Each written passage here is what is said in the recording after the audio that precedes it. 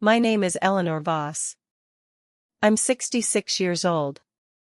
I spent 35 years reading property records for a living, deeds, liens, easements, forged signatures hiding in plain sight between the legal descriptions. I have found fraud in documents so clean that 3 different lawyers missed it. I have caught a forged notary stamp by the angle of the ink.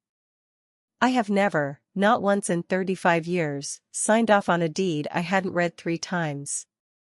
So when my son texted the wrong group chat on a Tuesday night in March, and I read the words "just wait till mom signs the house over," I didn't scream. I didn't call him crying. I did what I have done for 35 years when something doesn't look right on paper. I pulled the file, I checked the chain, and I started building a record. They thought I was a sweet widow who baked banana bread and forgot where she put her glasses. They forgot what I did for a living. Welcome back to Gia Mom Stories, where mothers share the moments that tested everything they'd built, and the quiet precision that carried them through. If this hits close to home, subscribe and drop a comment below. My name is Eleanor Voss. Everyone in Millbrook, Ohio calls me Ellie. For 35 years I ran Voss Title and Abstract, a one-woman title company operating out of a narrow office above the hardware store on Main Street, population 4,100, one blinking light at the only real intersection in town. Before that, I spent 9 years at the Randolph County Recorder's Office, learning to read a chain of title the way some people learn to read music. I know what a clean deed looks like. I know what a dirty one looks like dressed up to pass for clean. I have examined more than 6,000 property transfers in my career. I have caught fraud 11 times. 11 times I stood between an unsuspecting buyer and a stolen piece of land, and 11 times, nobody thanked me, because nobody ever notices the disaster that didn't happen. That's the job. You prevent the fire nobody sees, and you go home smelling like paper dust and toner instead of smoke. I grew up outside Millbrook on a soybean farm, the older of 2 girls. My father used to say I had a lawyer's mind and a farmer's patience, which meant I could sit with a boring problem longer than anyone else in the room and still be the one who found the answer. I put myself through 2 years of paralegal certification at the community college in Zanesville, working nights at a diner, and I never left Randolph County. I didn't need to. Every piece of land in this county has a story, and for 35 years, I was the woman who could tell you that story going back to 1883, before the courthouse fire, before the highway split the Fenwick farm in half. I married Walter Voss when I was 24. He was 27, a general contractor with sawdust permanently ground into the creases of his hands. The kind of man who built a porch for a stranger who couldn't afford one and never mentioned it again. Walter built additions and barns and, eventually, the 2-car garage behind our own house on Chestnut Street, a 1920s 4-square with a wraparound porch and good bones, the kind Walter always said you don't find anymore. We bought that house in our 2nd year of marriage for $18,000, a number that makes younger people laugh now. And we paid off the mortgage together, dollar by dollar, the same way Walter built everything, patiently, correctly, and without cutting a single corner. I finished paying off the house 8 years ago, 3 months after Walter's 62nd birthday. We stood in the kitchen and I handed him the letter from the bank and he read it twice, the way I taught him to read a document, and then he folded it and put it in his shirt pocket like it was a photograph of somebody he loved. 4 years ago, on a Saturday in June, Walter had a heart attack while mowing that same lawn. I found him beside the mower, engine still running, grass half cut in a crooked line that never got finished. I turned off the mower before I called 911. Even in the worst moment of my life, some part of me was still checking the record. I tell you all of that because you need to understand what that house is. It isn't an asset. It isn't a line item. It's 39 years of Walter's hands and my signature on a payoff letter and a half-mowed lawn I never had reseeded because I couldn't bring myself to erase the last thing he ever did. That house is the one document in my life I never intended to let anyone misread.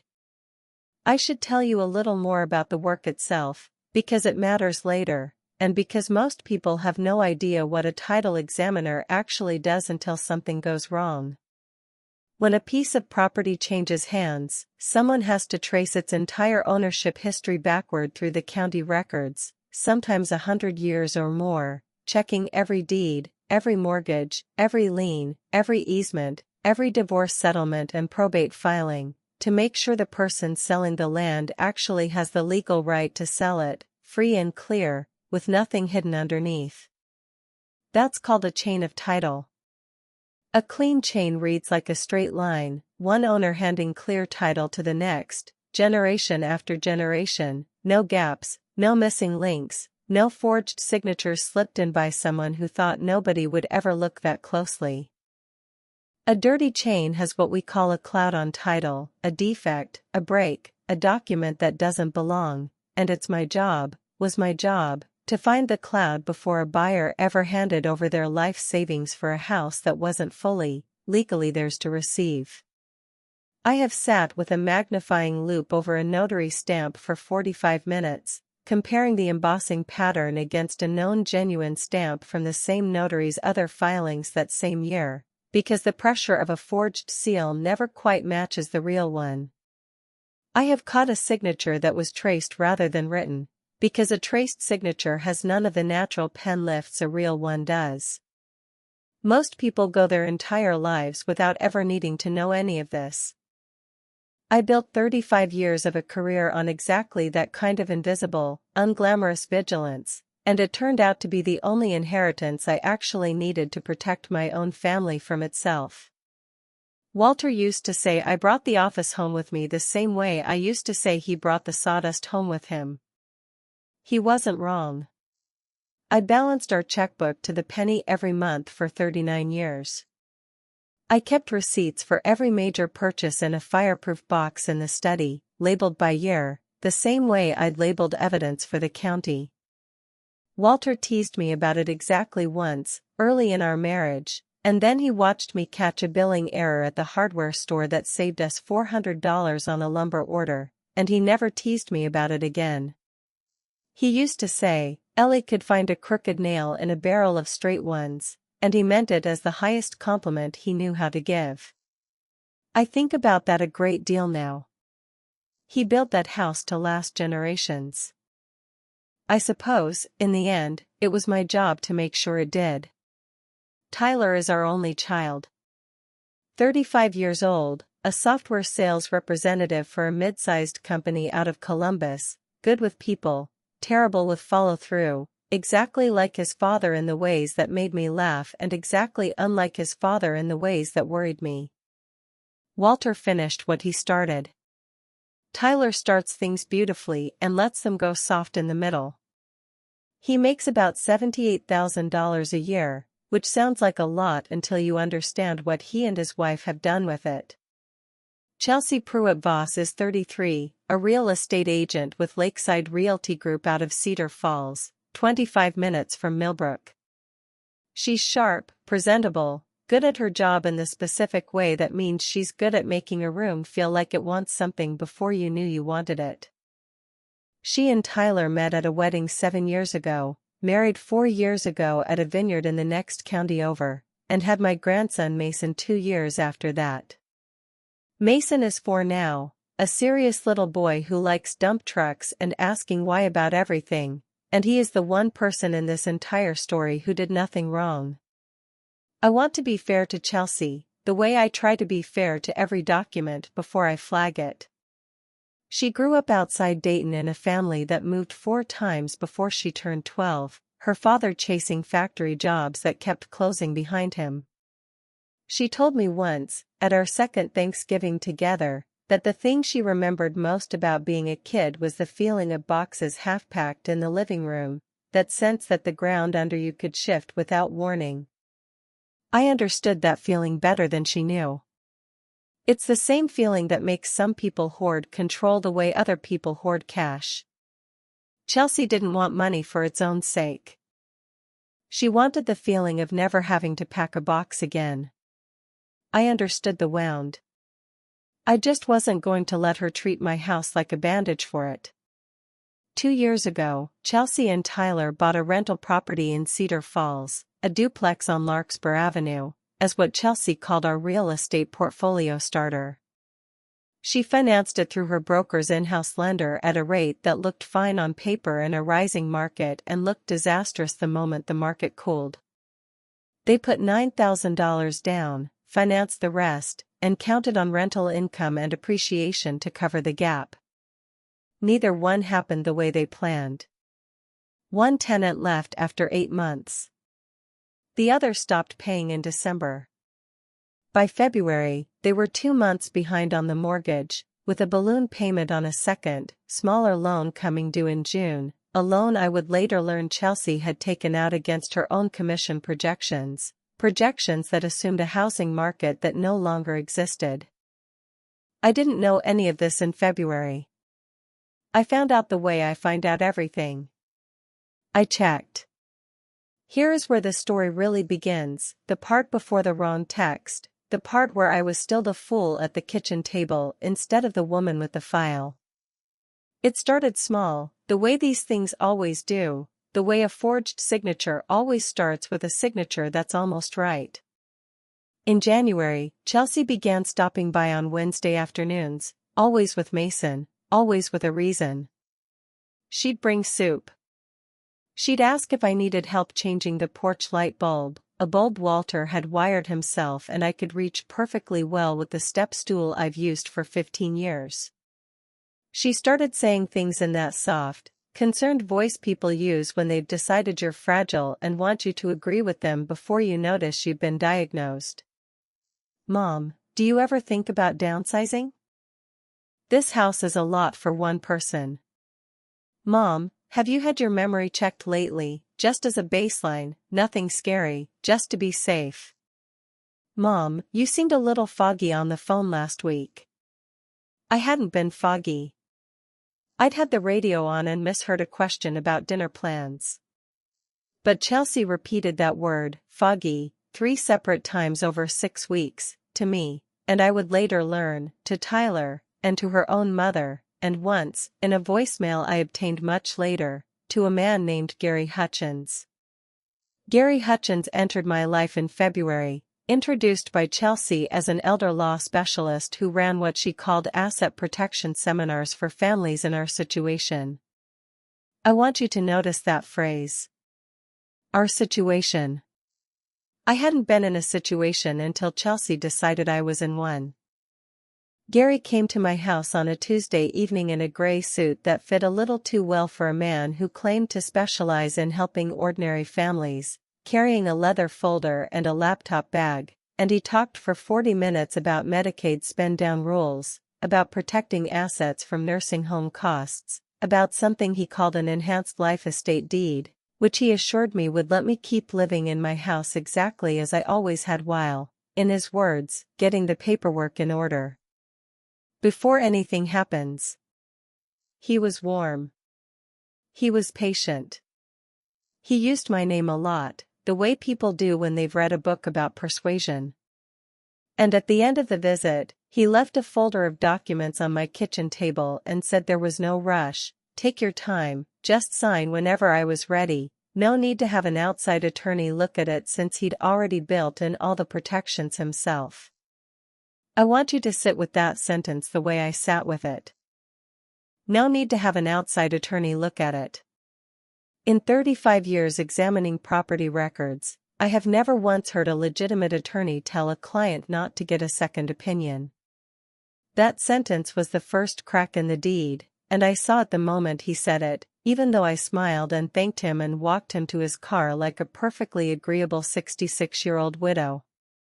I didn't sign anything that night.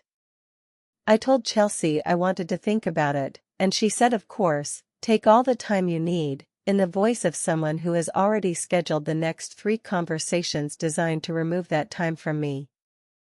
Over the following weeks, the visits increased. Tyler started calling more, always steering the conversation toward the house, toward how much upkeep it must be, toward a phrase he used twice that I wrote down later, word for word, "You don't want to be a burden on anybody, Mom." I have never in my life called my son a burden. He was choosing his words the way a document is drafted to sound reasonable on its face while doing something else underneath. I read the folder Gary Hutchins left on my table on a Thursday afternoon with my reading glasses on and a legal pad beside me, the same way I read every document that ever crossed my desk for 35 years. And here is where 35 years of training in a job nobody thinks about paid for every dollar Randolph County ever spent educating me. The document was not an enhanced life estate deed. Gary Hutchins had called it that out loud, but the actual instrument attached to the folder was a standard quitclaim deed, drafted to convey the property at 214 Chestnut Street from Eleanor J. Voss, grantor, to Tyler M. Voss and Chelsea P. Voss, grantees, as joint tenants with right of survivorship, in fee simple, full stop. There was no life estate reservation anywhere in the document. No clause protecting my right to remain in the house. No language limiting what the grantees could do with the property once recorded. If I had signed that deed and it had been recorded at the courthouse, I would have transferred full, unconditional ownership of my home to my son and daughter-in-law that same day, with nothing on paper obligating them to let me stay in it for one more night. Attached behind the deed was a second document, a general durable power of attorney, drafted to name Tyler as my agent with what's called broad authority, meaning he would have the legal power to sell real estate, open and close bank accounts, and manage my finances without my further consent, effective immediately upon signing, not upon any determination of incapacity. Most legitimate elder law attorneys draft what's called a springing power of attorney, one that only activates if a doctor certifies incapacity. Gary Hutchins had drafted mine to spring the moment my pen left the paper. I sat at my kitchen table with those two documents for a long time. I want to be honest with you about what I felt, because this is a channel about mothers, and mothers are allowed to feel things even when we're also gathering evidence. I felt sick. Not surprised yet, I didn't have the full picture yet, but sick, the specific sickness of recognizing a pattern in your own family that you have spent your entire career recognizing in strangers. I have flagged deeds exactly like this one for other people's elderly parents. I once stopped a transaction for a woman named Ruth Feldacker in 2009 because her nephew tried to push through almost this exact combination, a quitclaim deed disguised with soft language and an immediately effective power of attorney.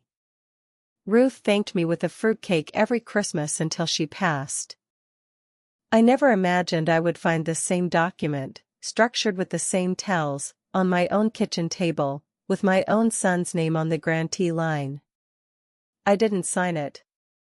I told Chelsea I wanted a little more time, that I wasn't in any rush, using her own words back to her, and I watched something flicker behind her eyes, quick and gone, the look of someone recalculating a timeline. I put the folder in the drawer of Walter's old desk in the study, the drawer where I keep documents I'm not ready to act on yet, and I started, quietly, to check. Checking is the entire job. It's not glamorous. Nobody makes a movie about a title examiner pulling records at the county recorder's office. But it's the only thing that has ever actually protected anyone, in 35 years, from anything. So I called my old colleague Pam Ferris, who still works the front counter at the Randolph County Recorder's office after 22 years, and I asked her, as a private citizen, to help me search whether any documents had been prepared or filed against my property. Pam pulled the parcel number for 214 Chestnut Street and found nothing recorded yet, which was good news, but she found something else that made my stomach drop the way it used to drop when I found a forged signature under a magnifying light. A preliminary title search had been requested on my property 3 weeks earlier, ordered through a title company in Cedar Falls, requested under the name Voss Land Holdings, an LLC that did not exist as far as either of us knew, formed, it turned out later, by Chelsea 11 days before that request, filed with the Ohio Secretary of State listing Chelsea Voss as the sole registered agent. A preliminary title search is what you order when you're preparing to sell a property or refinance it. Nobody orders one out of curiosity. My daughter-in-law had formed a shell company and ordered a title search on my house 3 weeks before she and Gary Hutchins ever sat me down with a folder, which meant the plan wasn't born the night Gary Hutchins knocked on my door. It was already moving before I'd agreed to anything. I called my sister Barb that night. Barbara Doyle, 63, a retired 4th-grade teacher who lives 20 minutes away in Fenwick, the only person in my life who has known me longer than Walter did. Barb has spent her whole life being underestimated in exactly the way I have, 2 gray-haired women who taught small children and read fine print for a living, invisible to anyone looking for a threat. I told her everything. The deed. The power of attorney. The shell company. The preliminary title search. Barb didn't say a word for almost 30 seconds, which for Barb is a geological age. Then she said, "Ellie, you built your whole career catching exactly this. If it were anybody else's mother, you'd already have a file open." She was right. I opened the file that night. A real one, a manila folder, the same kind I used for 35 years of casework, labeled in my own handwriting, Chestnut Street, Discrepancy Review. For the next several weeks, I did what I have always done. I documented. I photocopied the quitclaim deed and the power of attorney and put the originals back exactly where Gary Hutchins had left them, so nothing in the visible world changed. I called the Ohio State Bar Association and asked them to verify Gary Hutchins's license to practice law in the state. There was a pause on the line, and then the woman told me there was no attorney registered under that name in Ohio, active or inactive, ever. Gary Hutchins was not a lawyer. He had never been a lawyer. He ran what the woman on the phone, with visible fatigue in her voice, called one of these seminar operations, unlicensed men who travel through small towns selling elderly homeowners on documents that look official enough to survive a quick glance and fall apart under the first real one. I asked her what happens to families who don't have someone like me checking. She said, quietly, most of them just lose the house. I wrote her exact words in my file, dated and timed, the way I'd write down a witness statement. I called Pam again the following week and asked her to keep an eye on the recording queue for my parcel number, a favor she agreed to without hesitation, the kind of favor 35 years of trustworthy work in a small county buys you. I drove to Cedar Falls on a Thursday, told Chelsea I was going to visit an old friend, and instead sat in my car outside the Lakeside Realty Group office for 40 minutes, watching, the way I used to sit outside county offices verifying business hours before a closing. I didn't go in. I didn't need to. I already had what I needed from a much simpler source, one that would come to me on its own 3 days later, though I didn't know it yet. There was one more piece I gathered during those first weeks that I haven't mentioned yet, and it's the piece that told me this wasn't a single bad decision but a pattern with a history. I asked Priya, Mason's babysitter, gently and without leading her, whether Gary Hutchins's name had come up before February. She thought about it and said Chelsea had mentioned a financial guy back around Thanksgiving, months before he ever set foot in my house, someone Chelsea had met at what she called a real estate investors networking event in Columbus. I searched that networking group's website myself, an evening spent scrolling through old event listings with my reading glasses pushed up on my head, and found Gary Hutchins listed as a featured speaker at that very Thanksgiving week event. Topic: Protecting Family Wealth Before It's Too Late. Chelsea hadn't stumbled onto him by accident when she got worried about my memory. She had gone looking for a man exactly like him months before she ever manufactured a reason to need one, the same way a buyer sometimes lines up a crooked appraiser before they've even found the house they intend to lowball. That single detail moved the whole timeline back 3 months earlier than I'd originally understood it, and it told me something Miriam would later confirm in plainer language. This had never been an anxious daughter-in-law reacting to a worried moment. It had been a plan with a shopping list, and I was the last item still uncollected. I want to pause here, because I know some of you are wondering why I didn't just confront my son the day I found the folder. I want to be honest about that, too. In 35 years, I have learned one unbreakable rule about fraud, whether it's a stranger forging a signature or a family member drafting a soft-worded lie. You never confront on the first finding. You document, you establish the pattern, and you wait until the record can defend itself without your emotion in the room, because emotion is exactly what a con artist is counting on. Gary Hutchins was counting on a frightened old woman signing quickly. Chelsea was counting on a guilty, conflict-avoidant husband smoothing everything over. Neither of them was counting on a woman who used to catch fraud for a living treating her own family like an open case file. I wasn't ready to close the file. Not yet. And then, on a Tuesday night in March, my son closed it for me. It was 9:40 in the evening. I was in the study going through Walter's old toolbox, of all things, looking for a specific socket wrench, when my phone buzzed on the desk. A text in the Boss Family Update group chat, the one Barb had added me to 2 months earlier to plan a family reunion at the county fairgrounds in July. Tyler was in that group too, along with Chelsea, my sister Barb, and Barb's daughter, my niece Denise. The message was from Tyler, sent at 9:41 p.m. Bro chill, once Mom signs the house over to us we can refi and cover the Cedar Falls loan before the balloon payment hits in June. Chelsea already has a buyer lined up for after, we just gotta move before the family reunion so it's not weird. He had meant to send it to a different group. I found out later it was a chat called Millbrook Boys, 6 friends from high school he'd been venting to about money trouble for months. He had 2 chats open on his phone that night, and his thumb landed on the wrong one, and in one sentence, 30 seconds of carelessness undid 3 months of careful staging.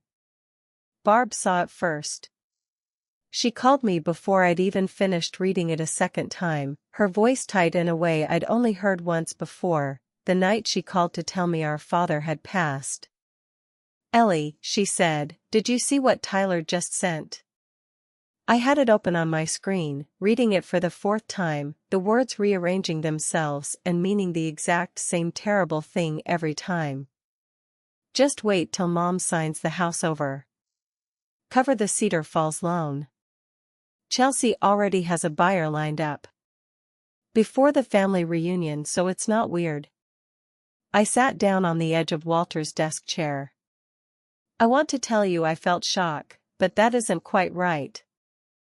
What I felt was the specific, sick calm of a professional watching a suspicion get confirmed by hard evidence, the exact feeling I used to get the moment a forged signature revealed itself under magnification. I had already found the quitclaim deed. I had already found the fake attorney. I had already found the shell company and the preliminary title search. What Tyler's text gave me wasn't new information about the plan. It gave me the motive, the timeline, and the word buyer, which meant Chelsea hadn't just prepared a search. She had already lined up a sale on a house I hadn't agreed to give away yet. Message deleted 3 minutes later, replaced with wrong chat lol ignore that, sent to Millbrook Boys, a correction he never realized had already been screenshotted by his aunt in a different conversation entirely. Barb had captured it before he could pull it back. That screenshot, timestamped, is the first exhibit in the file I would build over the following 6 weeks. I had been a title examiner for 35 years, and I have never seen a piece of evidence arrive with better documentation than a panicked 23-year-old's group chat mistake, timestamped by the phone company itself. If you've ever had the ground shift under you at your own kitchen table, from a source you least expected, stay with me. This is where the file gets thick. Drop a comment if you've ever caught something because you refused to stop checking. I didn't call Tyler that night. I didn't call Chelsea. I sat in Walter's study with the toolbox still open beside me, and I did what 35 years trained me to do when the stakes are highest. I got quieter, not louder. I opened the manila folder, added the screenshot as Exhibit 1, and I started building the rest of the case with the same patience Walter used to frame a house, one board, checked twice, before the next one goes up. Over the following 6 weeks, I built what I would eventually lay on my own dining room table. I want to walk you through it the way I walked myself through it, because the order matters. Evidence built out of order collapses. Evidence built in sequence holds. First, I went back to Pam at the recorder's office and asked her, formally this time, to run a full search on Boss Land Holdings LLC. Pam pulled the Secretary of State filing herself and printed it for me. Formed February 9, 11 days before Gary Hutchins's first visit to my house. Registered Agent, Chelsea P. Voss.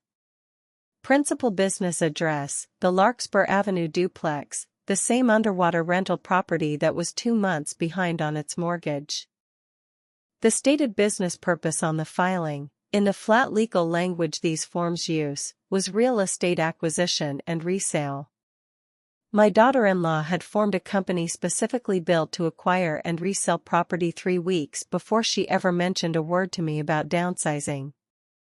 Second, I drove back to the title company in Cedar Falls, not the office, but a title officer named Renata Cho, whom I'd known professionally for 11 years, going back to a joint venture our 2 offices did in 2013. I didn't ask her to violate any confidentiality. I asked her, one professional to another, whether a preliminary title search had been ordered on my parcel, since I had a legal right as the owner to know. She confirmed what Pam had already found and added one detail neither of us had, because it lived in her system and not the county's.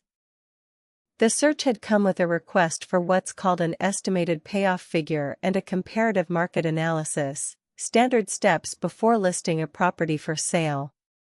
Someone had run the math on what my house was worth and what it would net after a quick sale. $365,000, estimated market value. Nothing owed. All equity. Renata told me, with the careful neutrality of someone who's seen this before, that in her professional opinion, whoever ordered that search was preparing to list, not preparing paperwork for elder care. Third, and this took the longest, I needed to know how far the buyer lined up went. Tyler's text said Chelsea already had one. I couldn't ask Chelsea directly without ending my window of quiet evidence gathering, so I did something I am not entirely proud of, though I'd do it again. I asked my grandson's babysitter, a college student named Priya who watches Mason 2 afternoons a week and who has always liked me, whether Chelsea had mentioned anything about the house lately. Priya, who had no idea what she was walking into, mentioned that Chelsea had asked her, almost in passing, whether she thought Mason would miss Grandma's house or if a new one with a pool would be exciting. That single sentence told me everything. This wasn't a hypothetical plan being weighed. In Chelsea's mind, the sale had already happened. She was managing her 4-year-old's feelings about a house that, as far as I knew, still legally belonged to me. Fourth, I needed Gary Hutchins documented properly, not just confirmed unlicensed over the phone. I drove 40 minutes to the office building where his seminars were listed as being held, a rented conference room above a bank branch in a strip mall outside Zanesville. I sat in the back of a Thursday evening session, one of maybe 14 elderly attendees, and watched him give almost the identical presentation he'd given me at my kitchen table, word for word in places, the phrase "no need for an outside attorney to slow things down" appearing again like a chorus. I took notes on a small pad the way I used to take notes at closings, dated, timed, verbatim where I could manage it. I paid the $20 seminar fee in cash and kept the receipt. That receipt, with his business name printed on it, became Exhibit 6. Fifth, and this was Barb's contribution, not mine. My sister, retired schoolteacher, terrifyingly organized woman that she is, went back through the family group chat archive, screenshotting every message from the preceding 3 months where Tyler or Chelsea had mentioned my memory, my health, or the house. 16 separate messages. Mom seemed a little foggy again. We should really get her checked out, just to be safe. It's for her own good honestly, she doesn't realize how much upkeep that place is. Laid end to end, in order, with timestamps, it read exactly like what it was, a paper trail of manufactured concern, the same pattern Wanda Osgood's daughter-in-law used 2 counties over, though I didn't know that story yet when I built mine. It turns out this particular kind of fraud has a shape. Once you've spent 35 years learning to recognize shapes, you see this one everywhere once it starts. I want to tell you about the night I laid it all out on Walter's desk and looked at it as a whole for the first time, because it was the closest I came to breaking. 6 exhibits. The quitclaim deed and durable power of attorney, photocopied, with Gary Hutchins's fingerprints practically still on the paper. The Secretary of State filing for Voss Land Holdings LLC. The preliminary title search and comparative market analysis from Renata Cho's office. Barb's screenshot of Tyler's wrong chat message, timestamped 9:41 p.m. My handwritten notes from the seminar, dated, with the $20 receipt stapled to the corner. And 16 screenshots of manufactured concern, printed and clipped in chronological order. I sat with that stack of paper the way I used to sit with a closing file the night before a transaction, checking for anything that could still go wrong, and I let myself cry for exactly as long as it took to get it out of my system, which for me has always been about 11 minutes, timed, because even my grief runs on a clock these days. Then I wiped my face, put the file in the desk drawer, and locked it, because a case file that isn't secured isn't a case file. It's just paper waiting to disappear. I called Miriam Castellano the next morning. Miriam is a real elder law attorney, 40 minutes away in Zanesville, someone I'd referred clients to for 15 years back when I still ran Boss Title and Abstract, someone who trusted my judgment on a property record the way I trusted hers on a will. I told her everything, laid out chronologically the way I'd laid it out for myself. She listened for a long time without interrupting, and when I finished, she said, "Eleanor, in 20 years of doing this work, I've read a lot of these schemes. I have never once seen one this well documented by the intended victim." I told her I'd had good training. 35 years of it. Miriam confirmed what I already suspected but wanted verified by someone who could stand up in a courtroom and say it. The quitclaim deed, if signed and recorded, would have transferred my home outright, with no protection for me whatsoever, despite Gary Hutchins's verbal description of an enhanced life estate deed that legally protects the grantor's right to remain in the property. Describing a document as one thing while drafting it as another is, depending on intent, either gross incompetence or fraud, and Gary Hutchins's total absence from the Ohio bar rolls, combined with the seminar circuit he ran under a title implying legal credentials he didn't have, made incompetence the more generous of 2 unlikely explanations. Miriam also confirmed that the durable power of attorney, effective immediately rather than springing upon incapacity, would have given Tyler the legal authority to sell my home, or take out a loan against it, the moment I signed, with or without my ongoing consent, a fact that made my stomach turn even though I'd already understood it on my own. And she confirmed something I hadn't fully put together myself, that forming an LLC and ordering a preliminary title search and comparative market analysis on a property you don't yet legally own, in preparation for a sale, without the actual owner's knowledge or authorization, sits in a gray zone that, combined with everything else, starts to look less like premature planning and more like a documented intent to defraud. Miriam asked me what I wanted to do. I told her what I'd tell any client sitting across from me with a stack of evidence like this. I don't want revenge. I want the record corrected, and I want it corrected in a way that no one in this family can ever pretend didn't happen. Miriam didn't blink. She said, "Then let's build you a closing.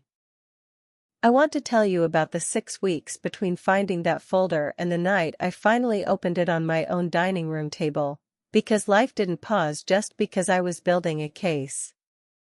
I still had Mason on Wednesday afternoons, and I made sure nothing about those visits changed, because that little boy had done nothing to deserve a grandmother who went cold on him because of what his mother was doing.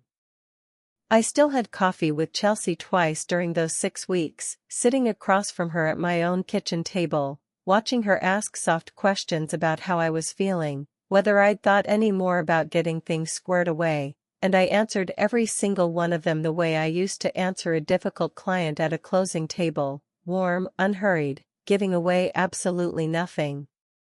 I have spent 35 years being the calmest person in a room full of people with something to hide. It turns out that skill translates perfectly to your own kitchen. Tyler called twice during those weeks, and both times I let him talk about work, about Mason, about nothing, and both times I hung up wondering how much of what was happening he had actually chosen and how much of it he had simply let happen the way he'd let so many things happen his whole life, agreeing his way into situations he didn't have the spine to stop. I want to be fair to my son the way I've tried to be fair to Chelsea. I don't believe Tyler sat down one day and decided to take his mother's house. I believe Chelsea built a plan, brick by brick, the way a con is always built, and Tyler, drowning in a Cedar Falls mortgage he was too embarrassed to admit was crushing him, said yes to each individual brick without ever looking up to see the wall he was building. That doesn't excuse him. A man who lets a wall get built around his own mother is still the one holding the trowel. But it explained him, the same way understanding Chelsea's childhood explained her without excusing her, and understanding, I have learned, helps you build a cleaner case even when it doesn't soften your heart.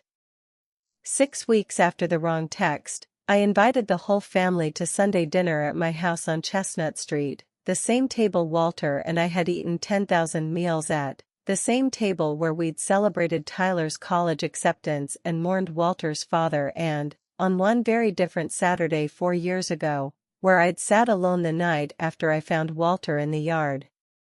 I told Tyler and Chelsea it was a family dinner, nothing more, a chance to see Mason and catch up before the reunion in July. I told Barb the truth, and asked her to come as a witness, the same role she'd have played for anyone else in this town who needed someone steady in the room. And I asked Miriam Castellano to be there too, not hidden, not sprung as a surprise, but invited plainly, because I wanted everyone at that table to understand from the moment they sat down that this was not a conversation. It was a closing. I made a roast, the way I always do for family dinners, and Walter's favorite scalloped potatoes, because some routines you keep even when the reason for them has changed. Mason ran through the kitchen twice with a dump truck before dinner, and I knelt down and let him show me how the dump bed worked, the way I always do, because that boy deserved one more ordinary Wednesday feeling afternoon before the room around him changed permanently. Tyler arrived looking tired in the particular way of a man carrying a debt he hasn't told anyone the full size of. Chelsea arrived polished and warm, complimenting the smell of the roast, asking if I needed help in the kitchen, performing exactly the role she'd been performing for 3 months. Barb arrived early to help me set the table and to sit, quietly, in the chair beside mine. Miriam arrived at 5:45, briefcase in hand, and I introduced her simply as an old friend, which was true, and let the room decide for itself what that meant. We ate first. I have learned, from every difficult closing I ever sat through, that you don't deliver hard news to a hungry room. We talked about Mason's preschool, about the reunion planning, about nothing, while the folder sat in the desk drawer of the study, patient, the way it had been patient for 6 weeks. When the plates were cleared, I asked Mason if he'd like to watch a show on the tablet in the living room, and Tyler, understanding without being told that something was about to happen, carried him in and closed the door. I brought the folder to the table and set it down beside the empty roast platter, the way I've set files down at 100 closings, and I put on my reading glasses, the same tortoise-shell pair I've worn at every closing table for 15 years, and I looked at my son and my daughter-in-law and I said, "I'd like to talk about the house." Chelsea's face did something complicated, a flicker of the same recalculation I'd seen in her eyes the night I first delayed signing Gary Hutchins's folder. Tyler went pale in the specific way of a man who has spent 6 weeks hoping a mistake would simply be forgotten. I opened the folder. On February 20th, I said, "A man named Gary Hutchins came to this house and left me a folder describing an enhanced life estate deed. I want you both to know I read every page of what he actually left me, because reading documents carefully is what I did for 35 years. I laid the quitclaim deed on the table, the actual grantee language highlighted in yellow, the way Martha Colby would have done it 2 counties over, though I'd never heard her name yet either. This is not a life estate deed. This is a standard quitclaim deed transferring full, unconditional ownership of 214 Chestnut Street to Tyler and Chelsea Voss, with no protection whatsoever for my right to remain in this house. If I had signed this, and it had been recorded, I would have given away my home that same day, with nothing on paper requiring either of you to let me stay in it." Chelsea's mouth opened. I held up one hand, the way I used to hold up a hand at a contentious closing when a party tried to interrupt the reading of terms. "I'm not finished." I laid the power of attorney beside it. "This document would have given you, Tyler, immediate legal authority to sell this house or borrow against it, with no requirement that a doctor ever certify I needed help managing my affairs. Effective the moment I signed, not if I ever became incapacitated." Tyler stared at the page like it belonged to a stranger. "I called the Ohio State Bar Association," I said. "Gary Hutchins is not, and has never been, a licensed attorney in this state."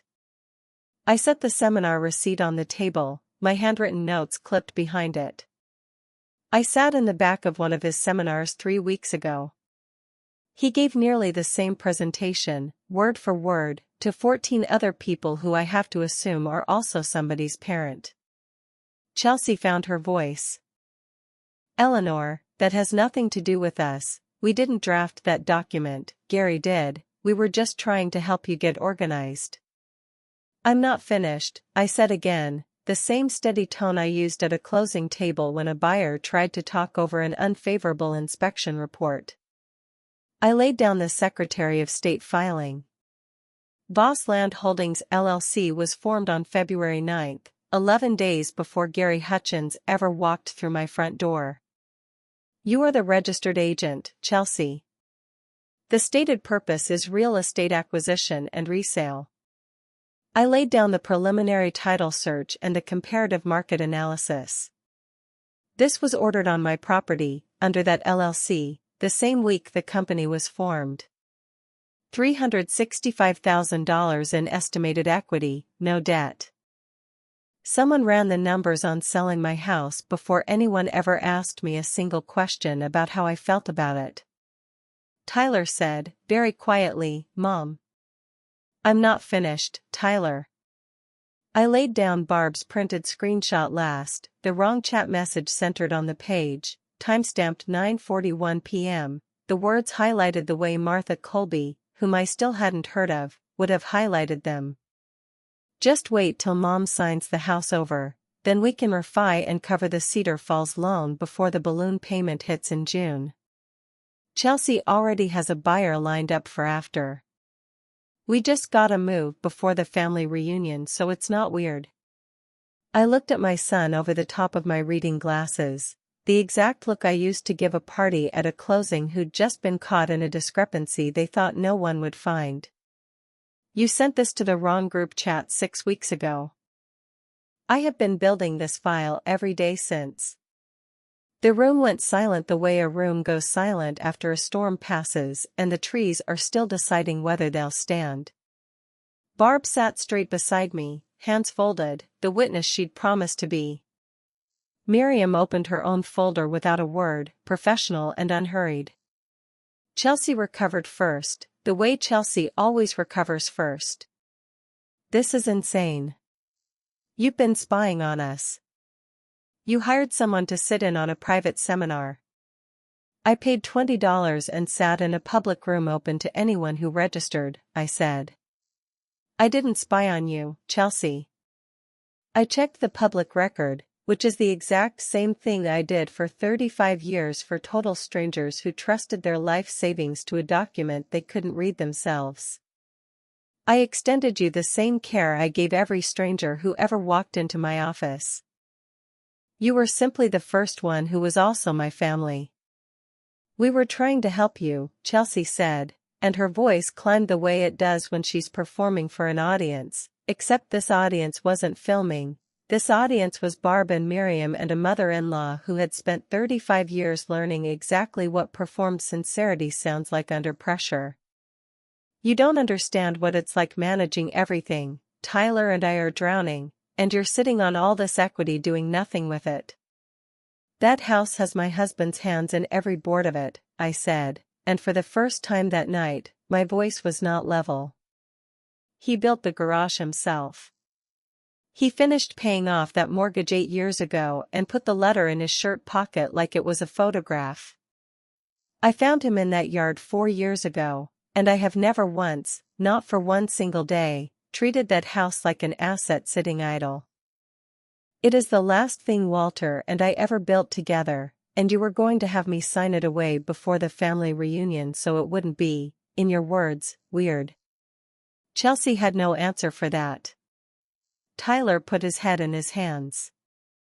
Miriam spoke for the first time, calm, professional, the voice of a woman who has delivered this exact kind of news in exactly this kind of room more times than she could count. I want to be clear about where things stand legally, she said. No deed was ever signed. No power of attorney was ever signed. Nothing was ever recorded. Eleanor remains the sole, unencumbered owner of 214 Chestnut Street, and nothing that's happened changes that. Given the evidence in this file, Eleanor would have strong grounds to pursue several avenues. A civil claim against Gary Hutchins for the unauthorized practice of law and attempted fraud, which I intend to report to the state regardless of what happens tonight. A complaint to the Ohio Division of Real Estate regarding the formation of an LLC and unauthorized market activity conducted on a property Chelsea did not own or have authority to list. And, depending on the family's wishes, further legal action against Tyler and Chelsea directly for their role in facilitating the attempted transfer. Facilitating, Tyler repeated, the word landing on him like a verdict. I'm not filing charges against my son, I said, and I watched something loosen in Tyler's shoulders, and something tighten in Chelsea's face. But I am not pretending this didn't happen, either. Here is what happens now. I closed the folder, the way I used to close a file at the end of a closing, hands flat on top of it.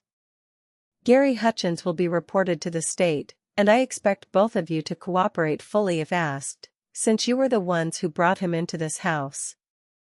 Chelsea, the LLC will be dissolved, and Miriam will be sending a formal notice to your broker regarding the preliminary title search and market analysis ordered on a property you had no ownership interest in or authorization to sell, which is a matter for your license, not mine to resolve, but I won't be the one covering for you with your employer. The house stays in my name, fully, permanently, and I will be executing a new estate plan with Miriam that protects it going forward from exactly this kind of attempt. From anyone. And Tyler. I looked at my son, and for a moment I saw the boy who used to fall asleep against his father's shoulder on this same porch, and the man across from me now, and I let both of them exist in the same look.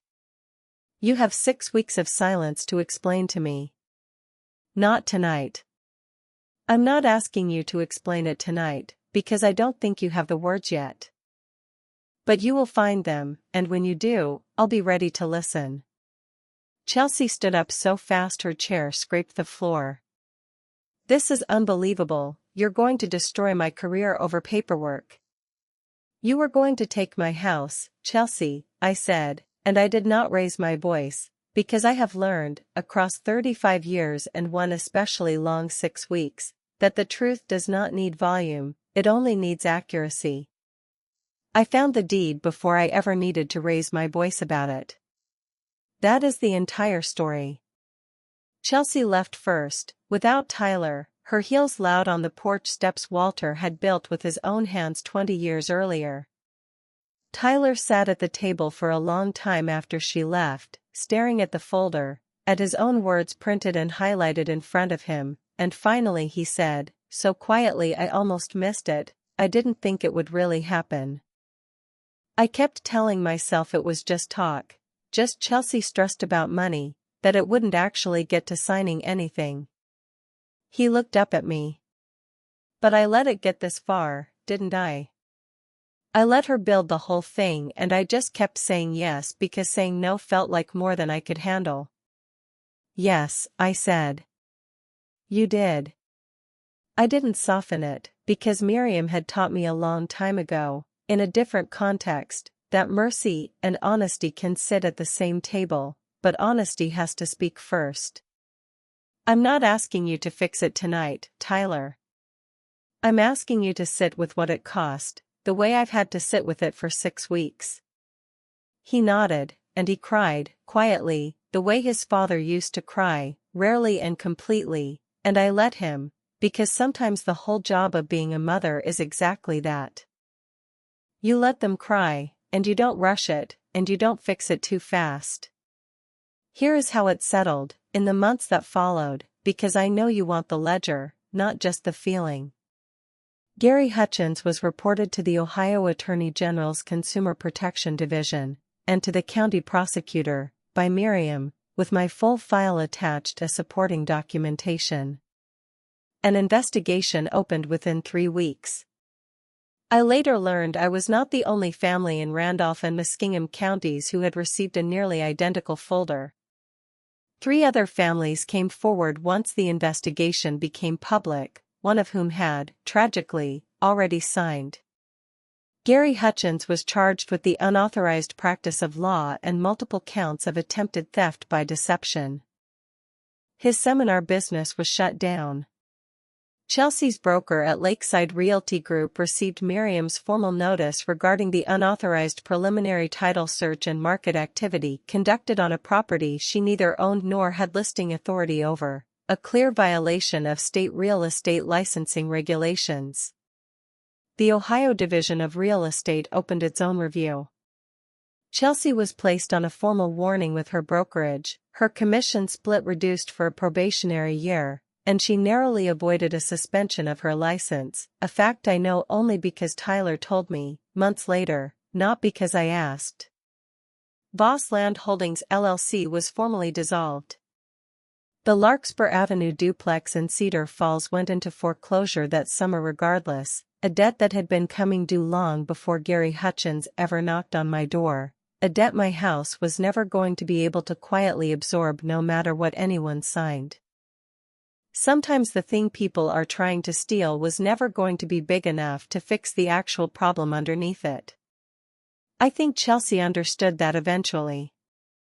I think it took her longer than it should have. I never pressed charges against Tyler. I want to be honest that this wasn't purely mercy.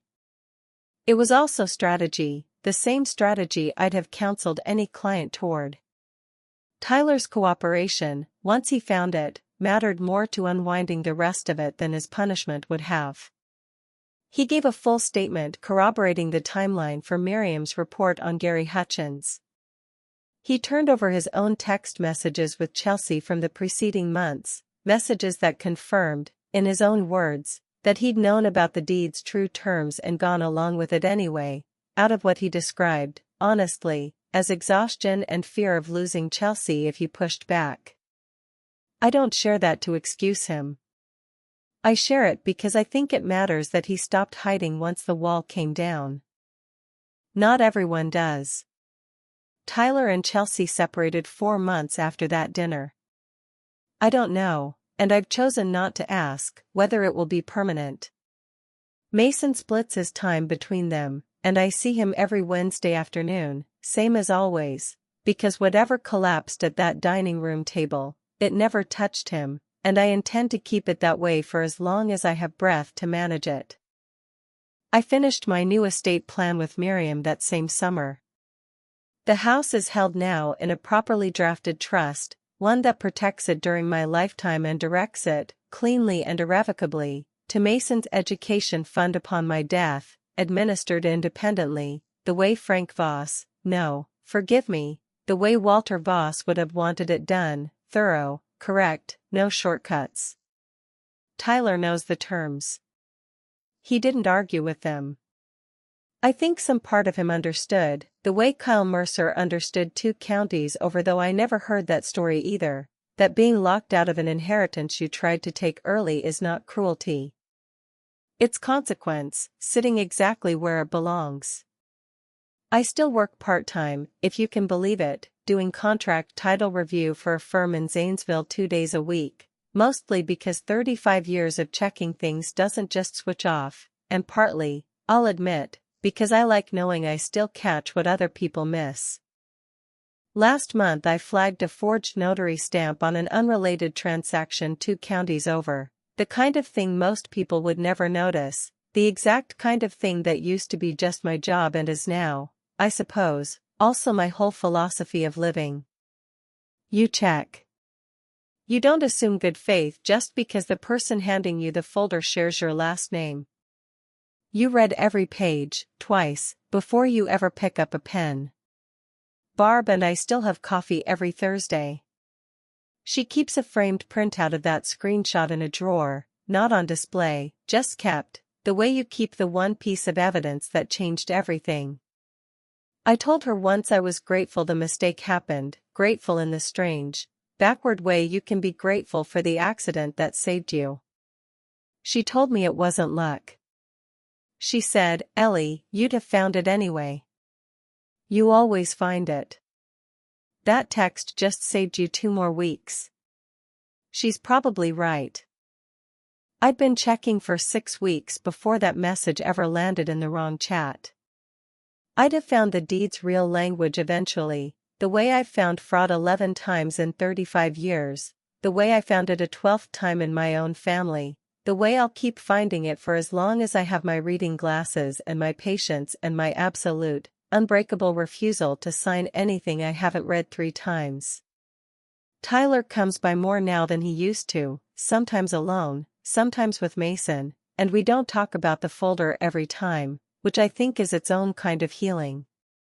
2 months ago he showed up on a Wednesday with a socket wrench set, unprompted, and spent the afternoon fixing the porch light Chelsea used to insist needed replacing, the one Walter had wired himself 20 years earlier and that had never actually been broken. Tyler didn't say much while he worked.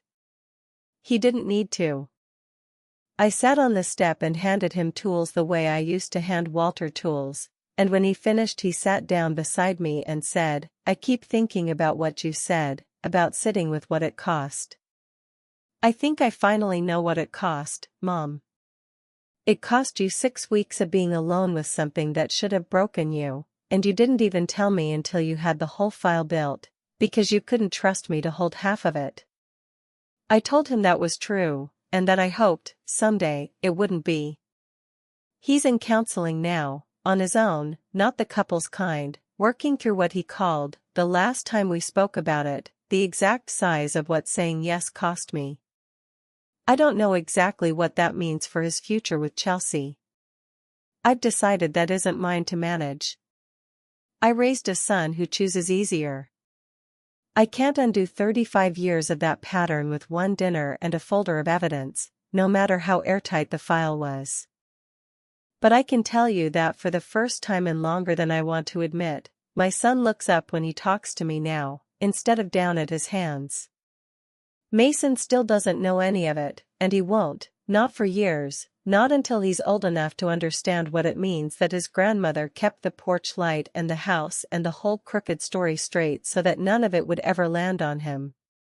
He calls the house Grandma's house with the big yard, and every Wednesday when he runs through that yard, I think about Walter, and the half-finished line he mowed the last afternoon of his life, and I think that if my husband is watching any of this from wherever he ended up, he is not surprised, not even a little, that the woman he married found the crooked nail in the barrel one more time. My name is Eleanor Voss. I'm 66 years old. I spent 35 years reading property records for a living, and in 35 years, I have never once let a document say one thing out loud and mean another thing on paper. My own son tried to hand me exactly that kind of document, dressed up in soft language and a stranger's fake credentials, and it took him 30 seconds of carelessness to send the truth to the wrong group chat and hand me the one piece of evidence I needed to close the file for good. If you've ever sat across a kitchen table from someone you love and realized the paperwork in front of you didn't say what they told you it said, check it. Read it again. Read it a third time if you have to. Call someone who knows how to read it better than you do. The cost of checking is an afternoon. The cost of trusting blindly is sometimes everything you and the people before you ever built. But here's what I know. The same thing I've known since the day I found Walter in that half-mowed yard and turned off the mower before I picked up the phone. The people who build things with their own hands, who pay off their own mortgages dollar by dollar, who read every page before they sign, those people survive, because what we build was never just a house. It was who we were the whole time we were building it, and no folder, no fake attorney, and no wrong text message sent to the wrong chat can ever quietly take that away from us, not while we're still checking. Thank you for staying with me. If you've ever built something with your own hands and had to fight to keep it, drop a comment below. If this story reminded you of someone strong, someone who reads the fine print so the rest of us don't have to, share it with them. Subscribe to Gia Mom Stories for more, and remember, the record doesn't lie, and neither do the women who know how to read it.